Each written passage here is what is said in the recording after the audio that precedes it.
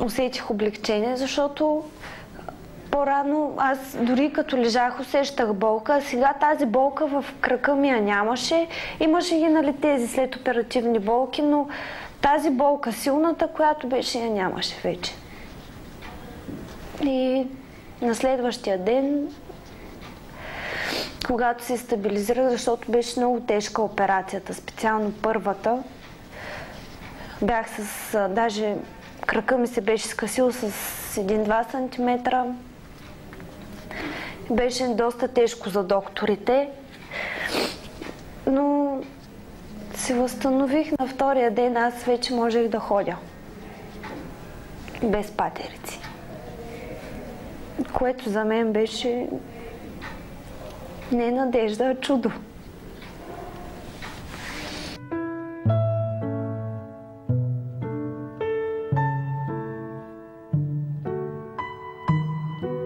И 3 месеца след първата операция постъпих за втората операция, която е на левия крак. Тогава беше Великден, 2 дена преди Великден, и тогава ме оперираха и аз исках вече за Великден да си бъда вкъщи. Тоест 2 дена след това исках аз вече да съм си вкъщи, защото аз си ходих абсолютно нормално. Ходих си до тоалетната сама, без никаква помощ. Просто бях нормална.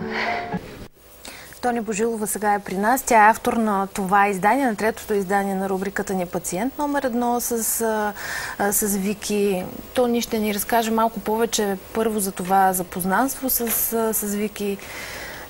С Вики се запознахме чрез нашето предаване. Вики и нейният приятел са гледали предаването Здраве, когато доцент Кастелов е гостувал тук в нашето студио и така ги е накарало да ни потърсят нас. Много сълзи изплака Вики пред нашата камера. Действително това е един мъчителен спомен за нея. Като че ли, обаче ми се струва, че част от сълзите също са от щастие. Но, само искам да вметна. Когато в началото на седмицата доцент Кастелов ни гостуваше тук, за да открием заедно поредицата, той също се насълзи, между другото. И на мен лично това ме очуди, защото си мисля, че не, айде лекарят да говори. Аз първо ще кажа, че докторите също са хора. Респективно имат чувства, има емоции, които са в тях. Когато имаш един такъв явно голям професионален успех, когато един млад човек си му върнал нормалния живот, е нормално да се вълнуваш пак от щастие, удовлетворено от това, което си свършил.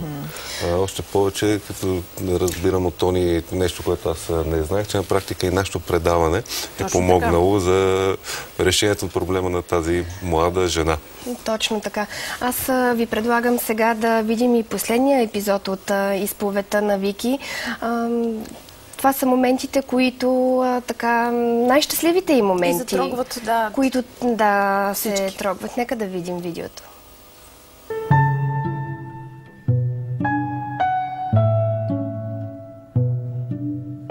На 7-я ден чаках с нетърпение да дойдат да ме вземат. И радвах се, че близките ми ще ме видят добре. Прибрах се в Габрово. Всички мои близки, на които държах, бяха до мен. А посрещането, връщането в Габрово, с една голяма усмивка се прибрах. Всички вече моите родители се бяха събрали с родителите на моя приятел, които много обичам. Бяха се събрали всички заедно и плакаха от радост. Много ги обичам.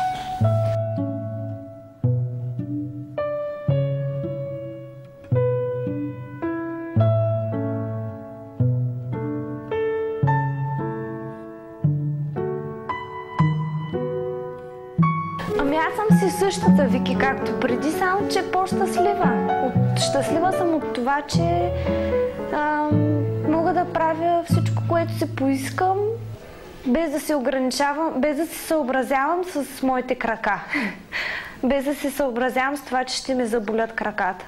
Мога да отида на дискотека, да играя цяла вечер на 10 см токчета и за мен това да не бъде проблема. А преди не ходих на дискотека, защото не можех да играя просто. Дори с маратонки да отидеш, пак толкова те боли, не можеш да играеш. Лятото ми след операциите беше може би едно от най-хубавите ми лета.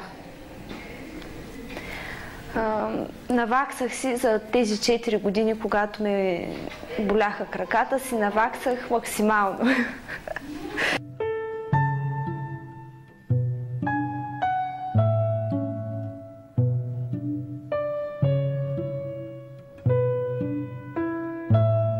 И 3-4 месеца след втората операция, аз бях на работа. И работата ми е свързана с това, че съм с клиенти, продавам обувки и съм по минимум 10 часа права на ден. Щастлива съм от това, че съм пълноценна. Радвам се на малките неща. Радвам се на това, че близките ми са здрави. Радвам се. Много съм щастлива. Всяка вечер благодаря, че аз съм пълноценна, ставам с желание за работа, прибирам се вкъщи, върша си домакинската работа, без проблеми си я върша с желание, което някои хора доста се очудват, тъй като това си е работа, но за мен е нещо, което преди не съм можела да го правя. Радвам се, че мога да си обуя чорапите сама, че мога да си завържа връзките на обувките сама, че мога да изляза навън и да се разходя, когато е слънчево.